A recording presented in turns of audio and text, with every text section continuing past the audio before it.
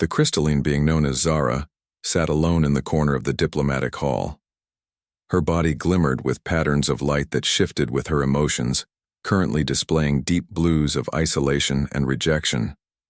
The other alien delegations kept their distance, whispers flowing through the room about the crystalline race and their supposedly toxic touch stationed aboard the interstellar diplomatic vessel. Star Bridge Lieutenant Kate Morgan noticed the alienation. Immediately, Kate had only been assigned as Earth's junior ambassador 3 weeks ago, but her empathy had always been her strongest quality. She watched as delegates from a dozen worlds circulated freely, trading stories and building alliances while deliberately avoiding the crystalline woman. Even the Vorlani, with their 12 eyes and reputation for inclusivity, gave Zara a wide berth. The Taurons, with their thick, armored skin, seemed particularly disgusted, keeping at least 20 feet between themselves and the crystalline delegate. Kate observed that Zara made no attempt to approach others either, her posture rigid with what seemed like resignation. During dinner, Kate overheard snippets of conversation from the Centauri delegation. "The crystals are beautiful, but deadly," one tall Centauri murmured to his companion. "Their bodies release microscopic shards that embed in other species' skin, causing incredible pain." His companion nodded. "Several delegates died before we understood the danger. Now protocol requires isolation fields or complete avoidance." Kate frowned, researching on her datapad. The official information about the crystalline species was limited and mostly centered on their homeworld in the Andromeda Galaxy. Kate noticed discrepancies in the reports, particularly regarding the supposed toxicity. The scientific data seemed incomplete, based more on rumor than actual research. That evening, while most delegates retired to their quarters, Kate found Zara still seated alone in the observation deck, gazing at the stars. Her crystal body reflected the starlight, creating a small galaxy of light patterns on the walls around her. "Hello," Kate said softly, approaching but maintaining what seemed a respectful distance. Kate Morgan, from Earth. Zara's light pattern shifted to a startled yellow before settling into a cautious green. Zara, third facet of the Crystal Collective," she replied, her voice melodic with an underlying chime. "We don't often engage in individual conversation." Kate smiled. "Taking a seat nearby, you seem isolated at the diplomatic functions."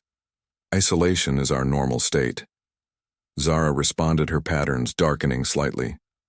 "Other species fear our touchies." "It true?" Kate asked directly. "That your crystal body releases toxic shards?" Zara's patterns flashed with what Kate interpreted as surprise, followed by sadness. "That is what they believe," she said. "No one has actually tested this theory in centuries. They simply accepted the stories from long ago." Kate leaned forward. "Interested, tell me about your people. We are a collective consciousness." Zara explained, "Each crystalline form is an individual facet of a greater whole. We communicate through light and resonance, sharing thoughts across vast distances." Her patterns shifted to a warm orange as she spoke of home, our world. "Crystallis is a place of light and harmony where crystal formations reach toward the stars." "Why did your people join the Galactic Alliance?" Kate asked. "To end our isolation." Zara replied, her patterns dimming. "We hope to share knowledge and resources, but the fear of our touch has prevented meaningful exchange." The next morning, Kate approached her superior, Ambassador Susan Wells, a veteran diplomat with 30 years of experience. "I believe the crystalline delegate is being isolated based on unfounded fears." Kate explained. Ambassador Wells frowned skeptically. "The toxicity warnings have been in place for 2 centuries, Lieutenant. It's not our place to question established protocol. But what if those protocols are based on misinformation?" Kate persisted. "Shouldn't we at least investigate?" Wells sighed, her stern expression softening slightly. "Go speak with Dr. Lily Chen in Medical Bay. See what she knows, but don't create a diplomatic incident." Kate found Dr. Chen analyzing tissue samples from a recent first contact, her dark hair pulled back in a practical bun. "I need information about crystalline physiology," Kate explained. Dr. Chen looked up surprised. "We don't have much actual research," she admitted after checking the database. "Most warnings are based on second-hand accounts." "That's what I suspected," Kate said. "Can we conduct new tests?" Dr. Chen looked uncertain it would require direct samples from the crystalline delegate and approval from both medical ethics and diplomatic affairs. That's a start, Kate replied, determined. We can request permission from Ambassador Wells and approach Zara for consent. Kate returned to her quarters that night, her mind racing with possibilities. She reviewed historical records of first contact with the crystalline species, finding an intriguing footnote about planned research that was never completed. She wondered what had happened to halt those studies and why no one had questioned the isolation protocols in 2 centuries. The next day, Kate attended the morning diplomatic session, observing Zara once again seated alone. Her crystal form seemed dimmer today, as if her isolation weighed physically upon her. The other delegates continued their deliberate avoidance, some even taking circuitous routes around the room to maintain distance. Kate made her decision, approaching Zara directly, ignoring the gasps and warnings from nearby delegates. Would you be willing to participate in medical research? Zara, she asked, I believe your people have been isolated based on unfounded fears. Zara's pattern swirled with hope, mingled with caution. You would risk this, it's not about risk. Kate replied, it's about truth. In the medical bay, Dr. Chen carefully examined samples from Zara's outer crystal layer, while other delegates watched from behind a protective barrier. The doctor worked methodically, her movements precise, as she ran numerous tests. This will take some time, Dr. Chen explained to Kate, who stood nearby without protective gear, despite warnings from security personnel. The crystalline structure is unlike anything in our database. Kate nodded, turning to Zara. How are you feeling? Curious? Zara replied, her patterns shifting to a bright, inquiring blue. No one has studied us this closely in generations. Ambassador Wells entered the medical bay, her expression stern. Lieutenant, a word she said, gesturing Kate to the corridor outside. You realize you're risking an interspecies incident, Wells said, keeping her voice low. Several delegations have filed formal protests about this research. With respect, Ambassador, Kate replied. If we're right about the crystallines, this could open diplomatic channels that have been closed for centuries. Wells sighed heavily, looking through the transparent wall at Zara. Just be careful, she warned. These proceedings have gained attention from the highest levels of the Alliance Council. Hours passed as Dr. Chen continued her analysis. Kate used the time to learn more about Zara and her people. Our society is built on consensus. Zara explained, we make decisions collectively through resonance sharing. Not just thoughts, but emotions and experiences. That sounds beautiful, Kate said. It can be, Zara admitted, but it also means change comes slowly. We spent 50 years debating whether to join the Alliance.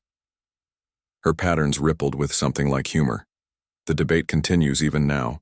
Dr. Chen finally approached them, her expression puzzled. I've completed preliminary analysis. She announced there are no toxic elements in the crystal structure. In fact, the material is completely inert to organic tissue. Kate felt vindicated. What about the reports of pain and death?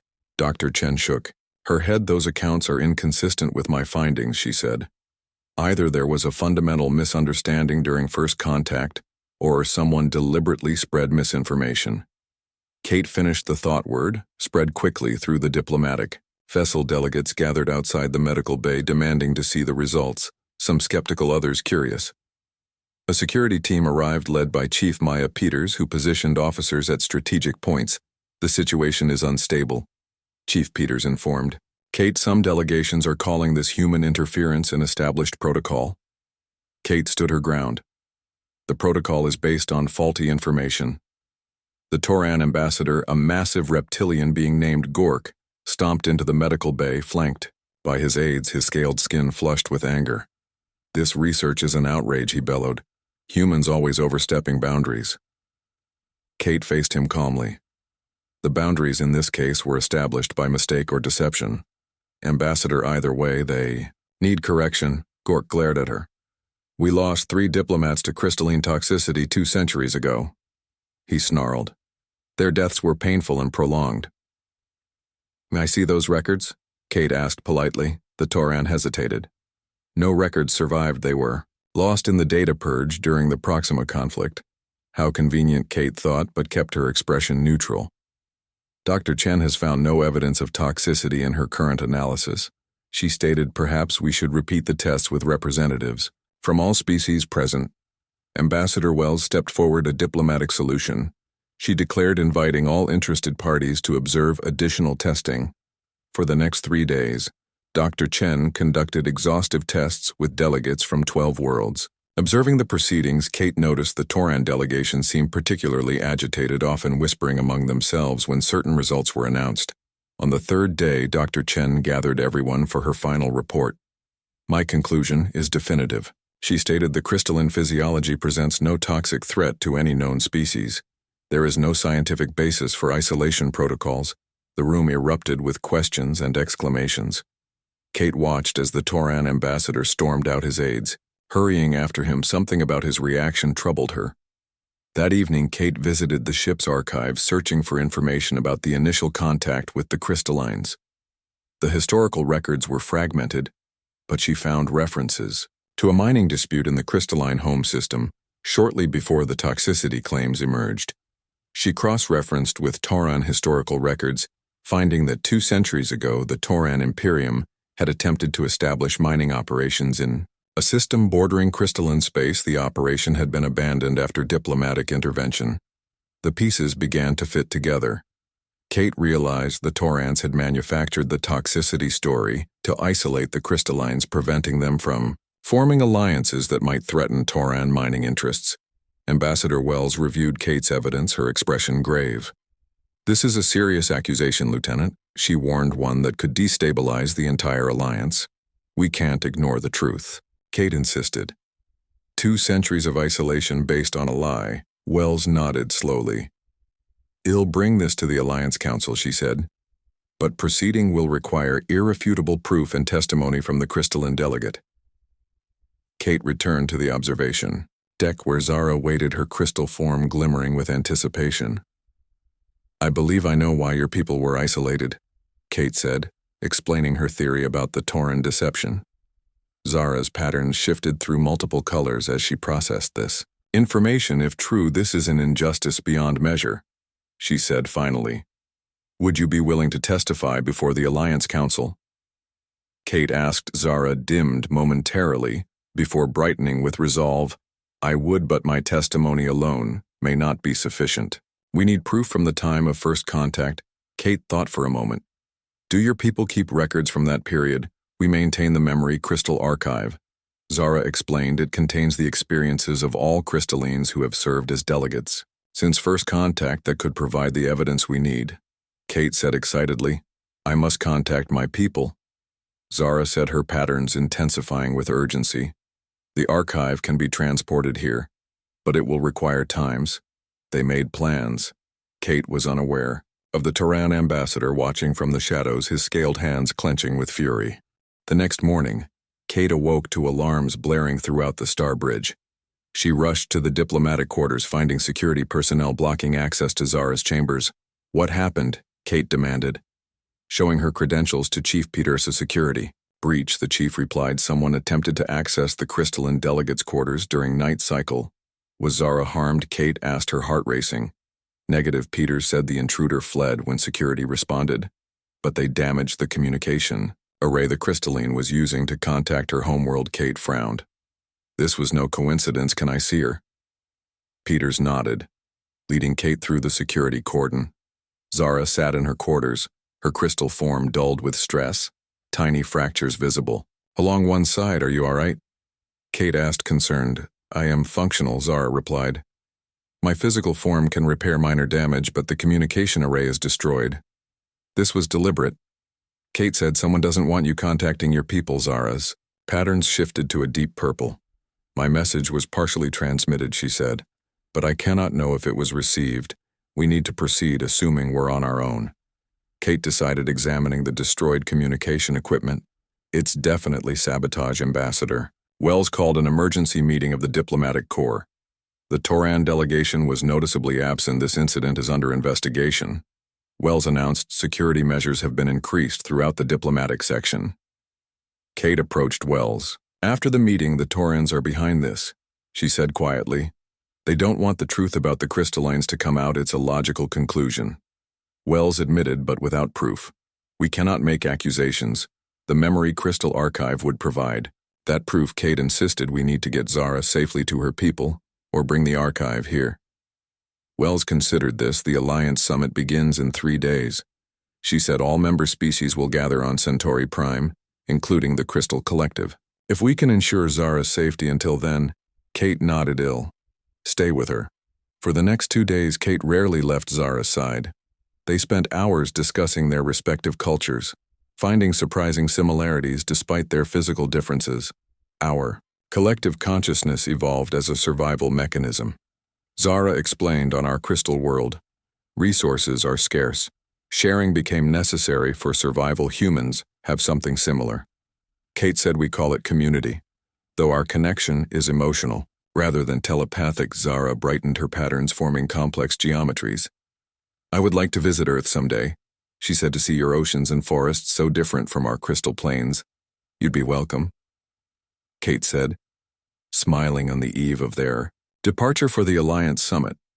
Chief Peters brought troubling news. We've intercepted communication, she told Kate and Ambassador Wells. The Tauran delegation has left the Star Bridge, but not for Centauri Prime. They appear to be heading toward crystalline space. Their mining interests. Kate realized they're going to prevent the memory archive from reaching the summit. Wells' face hardened. This has gone beyond diplomatic maneuvering. She said this is sabotage, possibly an act of war. We need to warn the Crystal Collective, Kate said urgently. Impossible, Peters replied. Long-range communications are still down after the sabotage. We'd need to send a ship. Then that's what? Well do, Kate declared, turning to Wells' ambassador. We need a fast vessel. Wells hesitated. Such action without council approval. With respect, Ambassador, Kate interrupted. 2 centuries of injustice are enough. Sometimes doing the right thing requires breaking protocol. Wells studied her for a long moment, then nodded. Very well, she said. Lieutenant, you have authorization to take the diplomatic shuttle. It's our fastest vessel.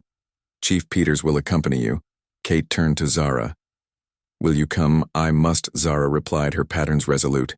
They departed within the hour, the small diplomatic shuttle accelerating rapidly away from the Star Bridge.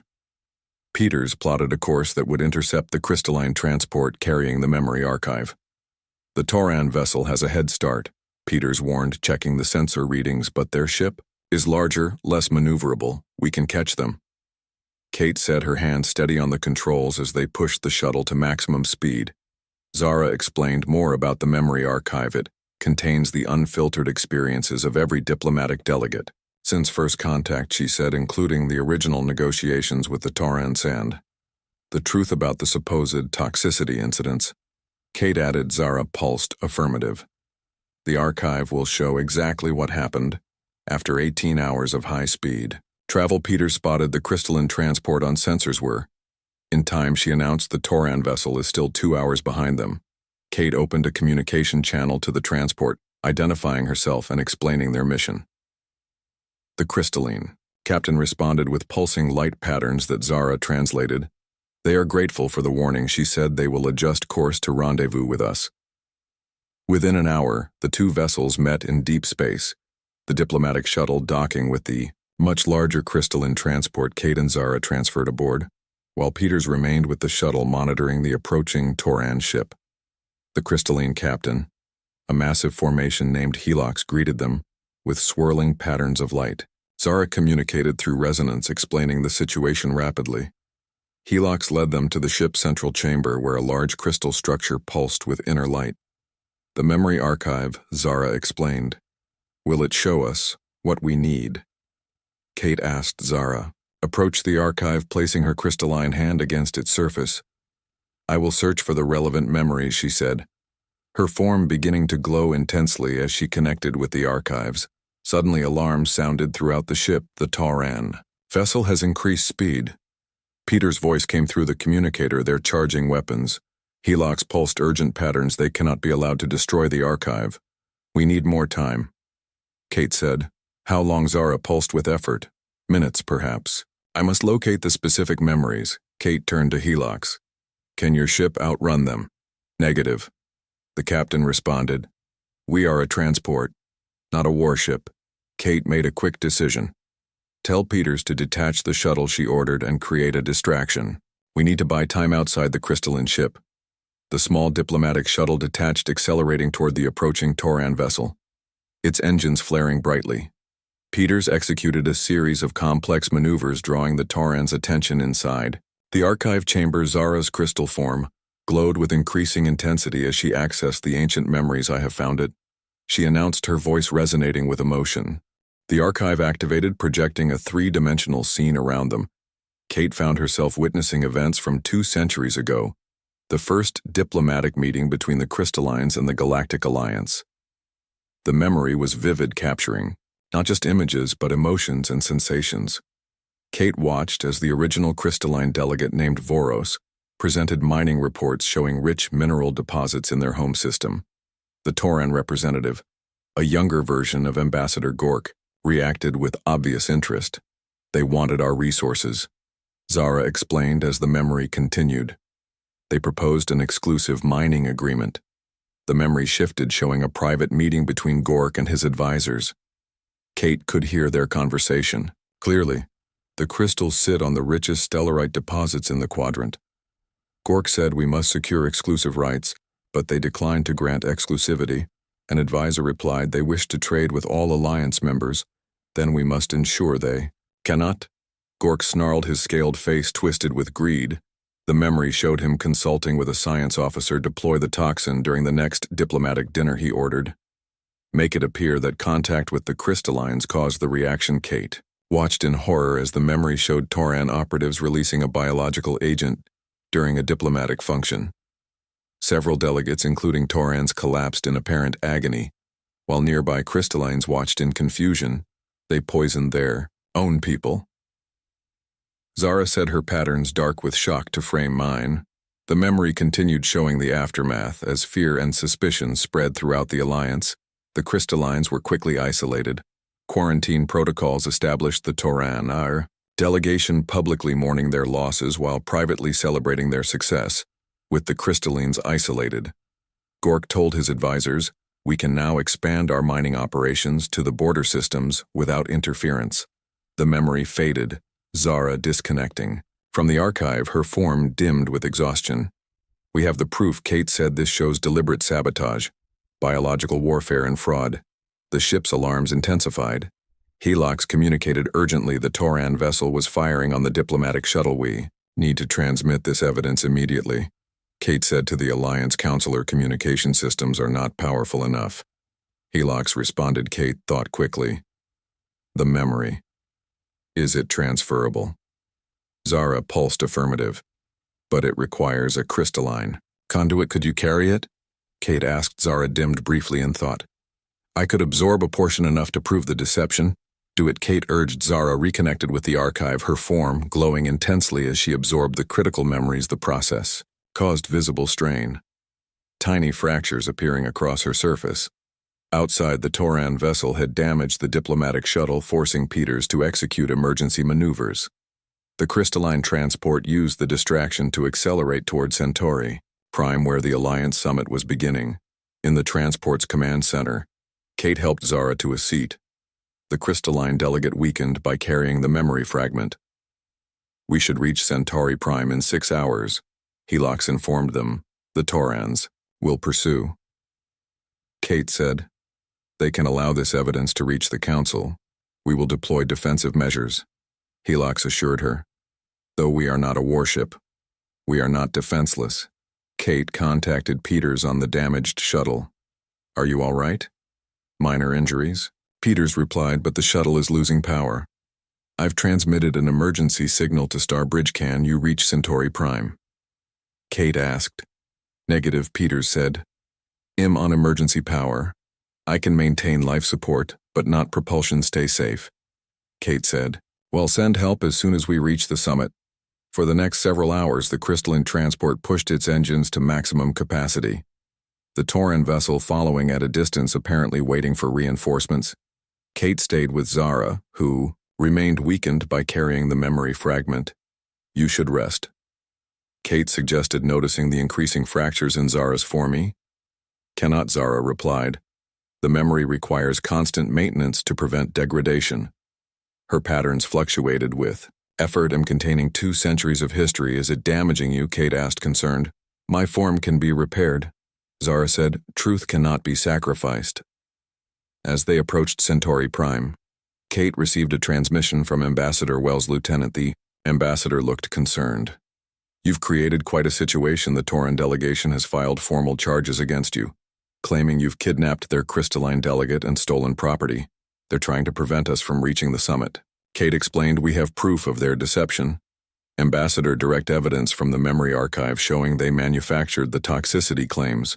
Wells' expression changed to surprise. That would change everything. She said the summit opening ceremony begins in 3 hours. Can you make it? We'll be cutting it close. Kate replied, the Taurans are in pursuit. Will notify summit security. Wells promised and prepare the council. When they reached Centauri Prime airspace, they found a Tauran diplomatic cruiser waiting. They're blocking our approach. Helix communicated. Kate opened a channel. This is Lieutenant Kate Morgan of Earth. We are carrying a diplomatic delegate to the Alliance Summit. You have no authority to prevent our passage. The Tauran captain appeared. On screen, you are transporting stolen property. He growled, power down and prepare to be boarded. We are carrying the crystalline delegate and evidence to be presented to the Alliance Council. Kate replied firmly. Interference with a diplomatic mission violates Alliance Charter Section 7. The standoff continued for several tense minutes until 3 Alliance security vessels appeared surrounding the Tauran cruiser. You are ordered to stand down, came the authoritative voice of the Alliance security. Commander, this vessel is granted diplomatic clearance by order of the Council. The Tauran captain snarled but complied, moving his ship aside as they descended toward the summit venue. Kate helped Zara prepare her weakened state concerning will you be able to present the evidence. Kate Asketi must. Zara replied, her determination evident in her pulsing patterns. They were met at the landing pad by Ambassador Wells and a security detail. The council is assembled. Wells informed them Ambassador Gork has been attempting to delay the proceedings. Zara will need assistance. Kate said she's carrying the memory fragment. 2 medical officers helped support Zara as they made their way to the council chamber. The massive hall was filled with representatives from every Alliance species. At the center, a raised platform where the High Council sat. Ambassador Gork was speaking as they entered, his voice echoing through the chamber. These baseless accusations are an outrage, he was saying. The humans have overstepped their authority, interfering in established protocols. Wells led Kate and Zara down the central aisle. Interrupting Gork's speech, the council has agreed to hear new evidence, she announced, regarding the isolation protocols for the Crystal Collective. Gork turned, his scaled face darkening with rage. You cannot call upon Zara, third facet of the Crystal Collective, to present evidence from the memory archive, Wells stated formally. Silence fell over the chamber as Zara moved forward, her crystalline form damaged but still glowing with inner light. Kate stood beside her, providing physical support as they reached the center of the chamber. The High Council leader, Madame Ilara, a tall, elegant being from Proxima Centauri, acknowledged them. You may present your evidence, she said. Her voice neutral, Ambassador Gork stepped forward in protest. This is irregular, he objected. The crystalline cannot be permitted to. You will be silent, Madame Ilara commanded. This council will hear all evidence before making judgment. Zara extended her crystalline arms, her form beginning to glow more intensely. I carry the memory of first contact, she announced, her voice resonating through the chamber. The truth preserved for 2 centuries, light erupted from Zara's form, projecting the memories into the center of the chamber, creating a 3-dimensional record of the past events. Every delegate could now witness the Tauran deception unfold exactly as Kate had seen it aboard the transport. Gasps and murmurs spread through the assembly as they watched Gork and his ancestors plotting the isolation of the crystallines, poisoning their own people to manufacture evidence of toxicity. The memories were comprehensive, showing both the public events and private conspiracies. As the final memory faded, showing the Taurans celebrating their successful deception, Zara collapsed, her crystalline form cracking with the strain. Kate caught her, lowering her gently to the floor. Madam. Ilara stood, her face stern. This evidence is disturbing, she declared. Gork roared in denial. This is fabrication projection technology to create false memories. Dr. Chen stepped forward from the Earth delegation. I have conducted extensive testing of crystalline physiology. She stated formally, my research conclusively proves they pose no toxic threat to any species. Furthermore, The memory archive technology cannot be falsified. It preserves actual experiences without alteration. Council chamber erupted in shouting and debate. Alliance security officers moved to surround Ambassador Gork, who continued to protest his innocence.